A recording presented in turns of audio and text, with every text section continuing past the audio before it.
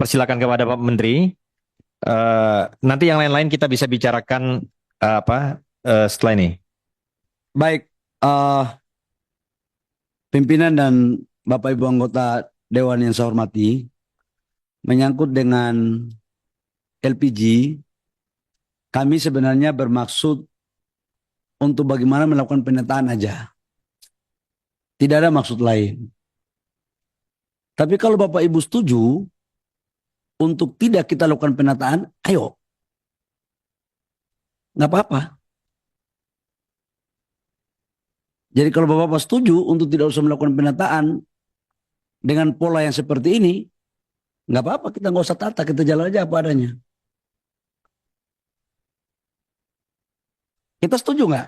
Kalau setuju, sepakati. Kalau nggak apa-apa, saya akan sampai kepada Presiden. Tadi PDI Perjuangan sudah setuju, Pak. Gimana? PDI Perjuangan sudah setuju. Tinggal Bapak tanya sama fraksi yang lain. Nggak, artinya, saya mau sampaikan ini beban berat juga. Tapi ini adalah keberanian kita untuk membuat keputusan. Tidak ada barang atau sesuatu yang kita memperbaiki yang tidak seharusnya itu mulus. Pasti ada dinamika. Tapi dinamika ini pilihannya kita mau memperbaiki atau tidak. Risikonya ada. Dan yakinlah, insya Allah apa yang kita lakukan ini untuk kebaikan. Karena apa? Ini barang nggak ada yang langka, semua stok ada. Stok LPG untuk 3 bulan ke depan itu lengkap ada.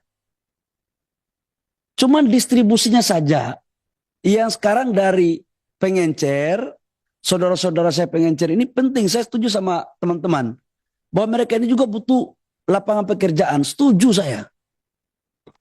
Saya pernah jadi pengusaha UMKM kok, pernah jual kue saya. Saya nggak pingin juga mereka itu susah. Tapi saya juga tidak pingin mereka di apa ya? Ya kira-kira ada unsur-unsur lain lah. Akibat mungkin juga mohon maaf mereka tidak teliti. Bapak Ibu kan sudah tahu bahwa terjadi oplosan banyak-banyak. Ini kalau kita biarkan uang 87 triliun ini nyampe. Itu aja kalau saya. Itu satu. Karena itu saya sangat mengapresiasi, berterima kasih untuk kita atas pandangan Bapak Ibu semua terhadap LPG ini kita lakukan tahap penataan. Namun, saya juga udah ngomong sama Pertamina. Kami akui kok bahwa ada juga laporan yang masuk ke saya bahwa ada dan lain-lainnya itu. Syarat-syarat dan lain-lainnya berupa UPT. Ada itu. Dan saya udah bilang sama Pak Dirut Pertamina, yang kayak begini nggak perlu kita pelihara dan harus kita selesaiin. Itu saya jujur aja. Saya juga dapat laporan teman-teman pengusaha saya kan banyak. Tapi udah itu masa lalu. Kita mau menatap masa depan. Nah, terkait dengan ini, menyangkut dengan pengencer, kita naikkan statusnya menjadi sub pangkalan dengan syarat yang minimal mungkin, tetapi kalau wilayah yang bisa masuk teknologi kita pakai standar pelayanannya seperti di pangkalan. Tujuannya apa? Supaya kita tahu dijual ke siapa dan harganya. Karena di pengencer itu kan harganya tidak bisa kita kontrol. Inilah kemudian dua soal ini yang menjadi bagian yang kita selesaiin. Jadi Bapak Ibu semua, saya nanti rapat dengan Pertamina, habis ini langsung kita maraton. Kalau memang pengencer-pengencer yang sekarang udah bagus-bagus, udah kita kasih dulu izin sementara untuk naikkan dia sebagai sub pangkalan tanpa biaya. Gak usah ada biaya-biaya. Interupsi sedikit Pak Menteri. Tapi perlu mereka oleh tim Pertamina mengirimkan tim men-training mereka menggunakan digital. Pak Ramson. Ya. Ya. Pak Ramson. Biarkan diselesaikan oleh Pak Sudah Menteri. pasti seperti itu. Itu pasti. Setiap kebijakan itu pasti ada acuan panduannya yang akan kita kasih. Dan syaratnya pun tidak seberat Pangkalan. Itu. Supaya apa? Ini enak semua. Saudara-saudara kita yang selama pengencer bisa mendapatkan jalannya, tetapi juga pemerintah dan Pertamina bisa mengendalikan LPG 3 kilo ini. Terus menyangkut tadi dengan LPG ada warna apa? Pink. Saya tadi tanya Pertamina, nanti Pertamina jawab ya. Pertamina, saya kasih waktu 2 menit untuk menjelaskan pink itu. Silakan. Saya izin pimpinan ya, biar tidak ada multi interpretasi, dan ini biar kita dengar langsung dari Pertamina. Silakan Pertamina. Baik, pimpinan Komisi 12, Bapak Ibu anggota Komisi 12, Bapak Menteri, Bapak Ibu sekalian, pada kesempatan ini kami menyampaikan bahwa pada saat ini Pertamina hanya menjual untuk yang non subsidi hanya kemasan 5,5 kilo dan 12 kilo. Jadi tidak ada 3 kilogram yang berwarna pink yang non subsidi. Itu pernah ada pada tahun 2018 ketika sedang melakukan uji pasar, dan itu juga hanya dilakukan selama 6 bulan, yaitu 2.000 tabung di Jakarta dan 1.000 tabung di Surabaya, untuk melihat pasar kepada kalangan menengah yang tentunya tidak disubsidi dan mendapatkan ukuran yang jauh lebih kecil. Namun itu adalah tahun 2018, sehingga kami sampaikan berita itu adalah berita hoax. Yang kedua, Pak Menteri izin menambahkan juga, tentunya Pertamina adalah aset bangsa yang kita banggakan juga semua. Untuk itu, apabila ada kegiatan atau praktek-praktek yang berlangsung di Pertamina yang tentunya mencari keuntungan dengan harus membayar dengan biaya-biaya tertentu, mohon untuk dilaporkan, akan kita sikat habis, Pak. Terima kasih. Ketua. Ya, Izin Ketua. ya silakan. Jadi ini terjadi subordinasi antara Kementerian SDM kan. Jadi saya pikir setiap Kementerian SDM juga harus dalam mengeluarkan kebijakan berkoordinasi juga dong dengan eksekutornya, yaitu Pertamina. Pertamina kan penugasan. Ini anggaran subsidi ini melekat di SDM. Jadi ada hal-hal semacam ini. Jadi kasihan juga ntar Pertaminanya yang salah. Seolah-olah Pertamina yang merusak rantai pasok terhadap masyarakat. Jadi ini tolong Pak Menteri, bukan karena Pak Simon separtai dengan saya, tapi saya harus bela juga. Jangan juga kebijakan Menteri SDM tanpa koordinasi diberitahukan, sama kayak tadi kan. Ternyata Pertamina membantah kan. Terkait juga pengecer juga. Yang digebukin Pertamina kan. Di lapangan seolah-olah Pertamina yang salah kan, ketika ada kelangkaan, padahal ininya apa, LPG-nya ada gitu loh. Jadi saya pikir ke depan ini Dirjen Migas baru, tolonglah regulator dan eksekutor itu saling berkoordinasi gitu loh. Jangan jalan masing-masing. Itulah butuhnya kita koordinasi antar sesama itu. Pimpinan, saya boleh lanjutkan dulu pimpinan? Ya, silakan Pak. Baik, itu sekedar penjelasan tambahan. Kami dengan Pertamina selalu koordinasi, nggak ada yang tidak dikoordinasikan. Semuanya berjalan baik, bahkan saya sama Pak Simon ini hampir tiap hari kita ngobrol. Pak Rifa itu dengan dirjen saya ngobrol terus, sampai saya mau kesini aja masih telepon Pak Rifa. Jadi Pak Bambang, insya Allah semua ini dalam kerangka yang baik. Sebenarnya di antara kami koordinasinya bagus. Contoh menyangkut dengan 3 kilogram. Memang Pertamina nggak pernah mengeluarkan. Itu 2018. Tapi ini kan seolah-olah bahwa ada. Nah jawabannya seperti apa, teman Bapak Ibu semua udah tahu. Bahwa memang ada yang tidak nyaman ketika kita mau tertibkan proses untuk pendistribusian daripada pengencer. Tapi kita sayangi, kita hormati pengencer, dan pasti kita akan memberikan yang terbaik untuk rakyat kita. Yang berikut menyangkut dengan DMO. DMO kami setuju, Pak, tapi DMO itu saya pikir kalau masuk di undang-undang, karena intinya itu kan DMO itu kan harga. Jadi saya pikir itu bisa dibicarain aja, nggak ada masalah. Menteri, izin Pak Pimpinan. DMO itu bukan harga Pak, tapi kuota. Kalau harga IPO, gitu ya? Ya, IPO, ya. saya pikir biar Pak Menteri menyelesaikan. Ya, silakan Pak Menteri diteruskan. Maksud saya adalah kalau DMO itu kan alokasi. Sekarang ini kan 100% dari total produksi diwajibkan 25% untuk DMO dalam negeri. Di mana DMO dalam negeri ini salah satu di antaranya adalah PLN. Kalau menyangkut DMO nggak ada masalah, semua perusahaan mau pasok kepada PLN. Masalahnya adalah begitu masuk di PLN dihargai dengan harga di bawah harga pasar. Itulah maksud saya harga itu. Makanya dibutuhkan satu lembaga mediasi untuk menghimpun antara dana ekspor selisih dengan yang memasok DMO agar harganya bisa seimbang. Itu Pak. Kami sudah pikirkan Pak itu. Interupsi sedikit Pak. Pak Menteri, DMO dan DPO itu kita putuskan di sini tahun 2018 dengan pemerintah. Domestic Market Obligation dan Domestic Price Obligation untuk memprotek PLN $70. Kalau nggak diprotek udah bangkrut mereka Pak, waktu harga $250. Jadi itu sangat bagus untuk terus di-maintain kebijakan itu Pak. Makasih. Justru saya melindungi PLN, maka sekalipun pengusaha batubara meminta naik harga, kami belum naikkan pada.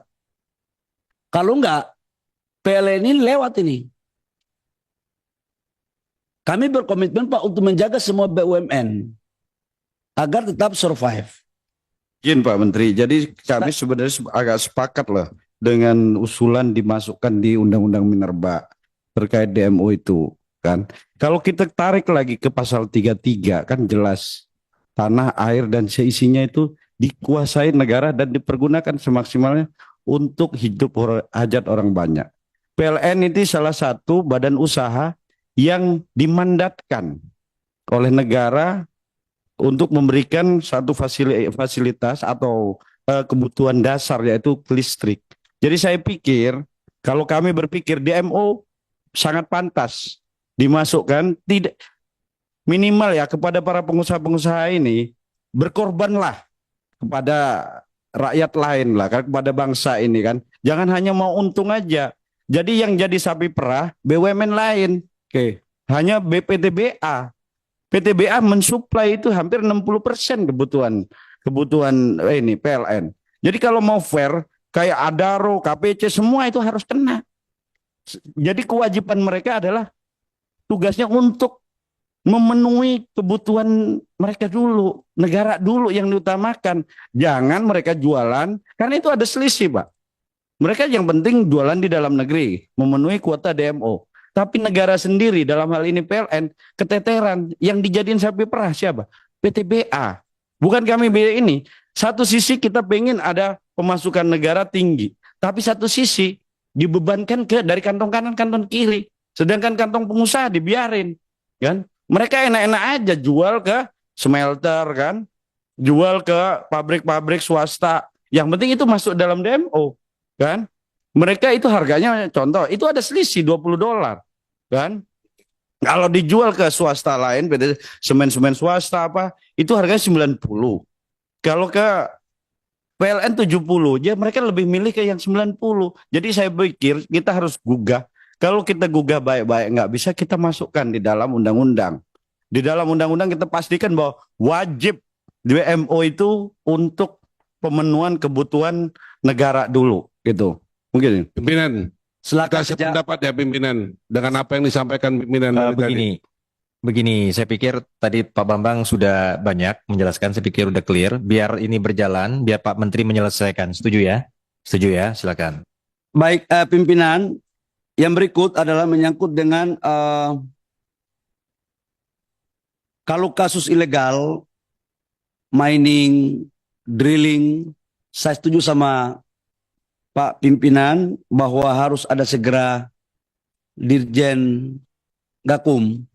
Dan alhamdulillah sudah keluar persetujuannya dan tidak waktu lama lagi Dirjen Gakum akan mulai kita aktifkan dengan strukturnya. Udah keluar. Kemarin udah keluar. Memang selama ini salah satu yang membuat kenapa optimalisasi kerja kementerian dalam rangka pengawasan terhadap illegal mining dan drilling ini tidak bisa dilakukan dengan cepat karena memang instrumen kita yang kurang lemah. Jadi sekarang udah bagus Pak Sugeng. sekarang di apa namanya, mohon maaf, bahasa lidah Papua itu kalau kena Pak Sugeng ini pakai NG-nya rasanya sama gitu, pas masuk gitu. Jadi urusan Dirjen Gakum udah selesai. Sekarang kita tinggal masuk pada proses tahapan lelang untuk strukturnya. Izin Pak Menteri, Yang tadi berikutnya- yang satu sedikit saja Pak Menteri. Komitmen Menteri SDM terkait vonis bebas 1 triliun emas itu. Belum selesai saya ngomong, Pak. Oh Sudah ya, tanya. silakan Pak. Kasih saya waktu bicara lagi dulu. Menyangkut dengan vonis bebas, saya pun nggak suka dengarnya. Saya kaget juga. Kenapa bisa divonis bebas? Karena yang nangkap itu kan waktu itu Pak Inspektur.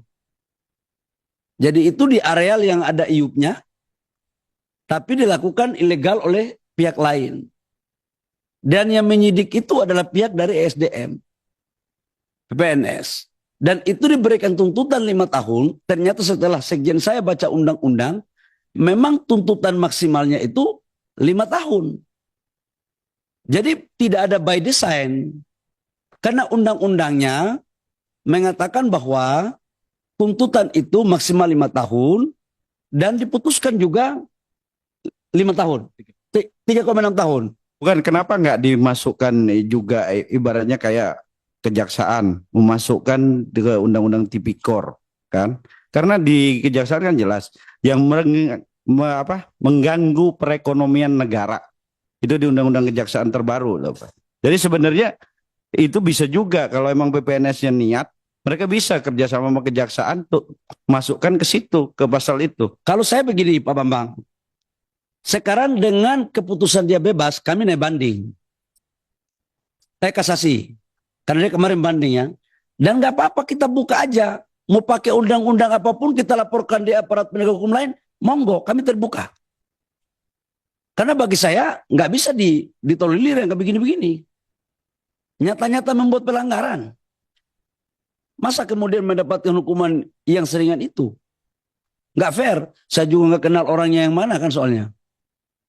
Kan kita ini kan pemain pengganti dan baru datang, baru sudah terjadi masa lampau gitu kan. Tapi ya sebagai menteri kan harus bertanggung jawab. Bukan persoalan di masa kita atau bukan di masa kita. Jadi kami komit, kami sekarang naik kasasi. Kami naik kasasi. Ya, kami naik kasasi. Bukan didiamkan barang ini. Saya juga kaget. Karena ini maruah negara. Maruah negara dan kita tidak ingin seperti ini terus. Menyangkut Sebentar, dengan, Pak Menteri izin, kita tambah dulu waktu 15 menit kawan-kawan. silakan. Ya. Itu 30 menit nggak apa-apa. Yang berikut menyangkut dengan apa namanya PA dari Jambi. PA dari Jambi yang untuk apa Cina punya itu ya, Petro Cina ya. Saya udah tanya kepala SKK Migas. Hari Rabu saya balik dari Riau sekaligus Bu, yang tadi dari Ibu bilang dari Riau. Bu, saya besok pagi kerokan. Kalau Ibu mau ikut nggak apa-apa. Saya minta nanti Pertamina untuk ikut.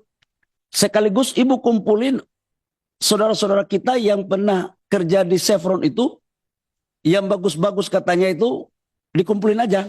Supaya saya bawa Pertamina untuk kemudian dapat dipertimbangkan agar bisa dimasukkan mereka juga selama kerjanya benar dan bagus. Itu cakep Pak, cakep Pak Menteri itu. Menyangkut dengan Siapa? PI, saya balik hari Rabu. Tolong kasih tahu Pak Gubernur datang aja ke Jakarta hari Rabu dengan BUMD-nya. Karena Pak Kepala SKK Migas saya sudah tanya dia tadi, kenapa belum selesai? Ternyata menunggu BUMD dari daerah.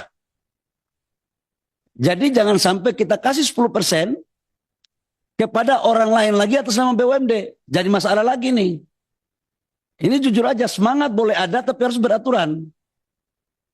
Jadi jangan sampai maksud lain bikin lain. Ini bahaya kan kita. Jadi kami dengan sangat senang hati, saya sebagai orang daerah pingin sekali untuk itu diberikan. Dan saya janji saya akan selesaikan. Kalau bisa cepat BUMN-nya selesai, Februari ini selesai. Nggak perlu tunggu 2025 akhir. Bisa selesai. Rabu Pak Menteri. Rabu. Rabu ya. Rabu. Makasih Pak Menteri. Biar tambahan untuk makan Saya gizi gratis itu ini. supaya suara di dapil semakin bagus gitu. Yang berikut menyangkut dengan Tuban dan Bojonegoro. Untuk Bojonegoro, terima kasih kami akan perhatikan menyangkut aspek lingkungan, tapi kita akan bangun pabrik metanol di sana untuk substitusi impor.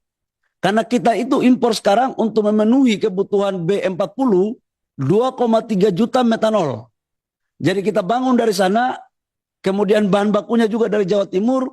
Menyangkut lahannya, saya terima kasih atas masukannya. Kami akan panggil investornya, untuk aspek lingkungannya kami akan perhatikan. Menyangkut dengan Tuban, sampai dengan hari ini saya belum mendapatkan informasi perusahaan mana yang akan mengganti Rosneft. Baru kabar-kabar aja, sampai sekarang saya belum ketemu orangnya. Karena saya biasanya kepada Tuhan saya percaya, manusia butuh data. Jangan sampai informasi yang nggak valid kemudian saya terjebak dengan ketidakvalidan itu. Jadi izinkan saya untuk mencari tahu dulu siapa yang mengganti Rosneft. Yang berikut menyangkut dengan banyak kali nih. HGBT, selebihnya nanti pakai tulis aja menyangkut HGBT. Kami sudah putuskan keberlanjutan HGBT untuk gas dibagi menjadi 2 jenis. Untuk PLN itu HGBT-nya $7.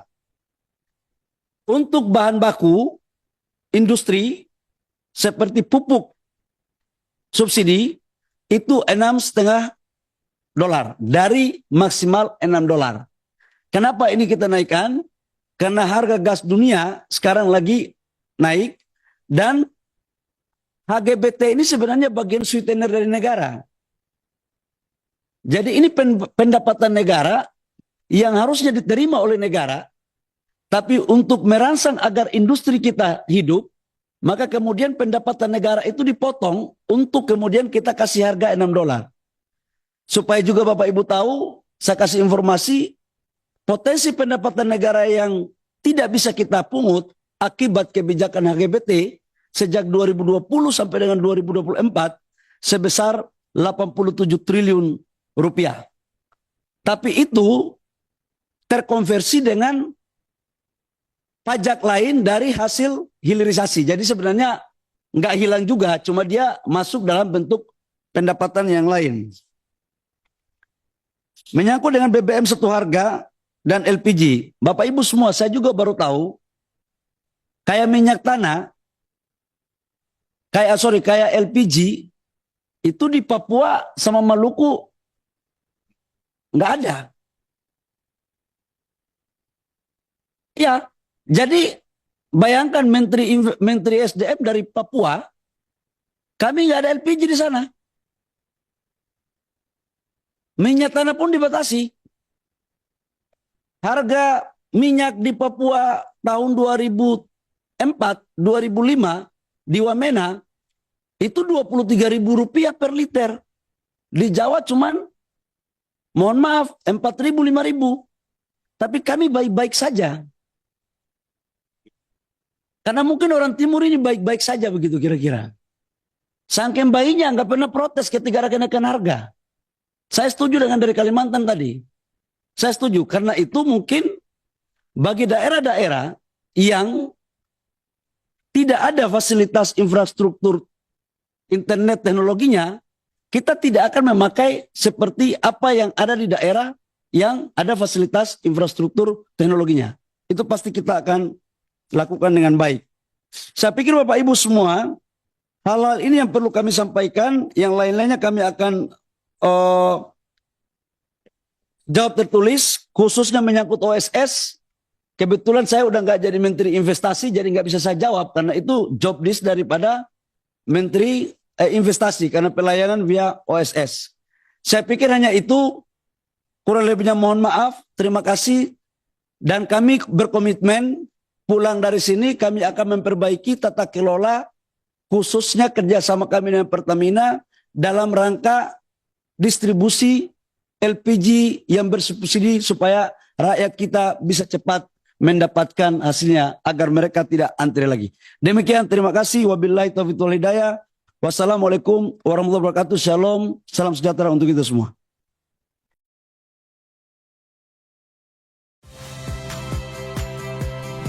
Saya Agin Fridianto. Saksikan terus program-program Kompas TV melalui siaran digital, pay TV, dan media streaming lain. Kompas TV, independen, terpercaya.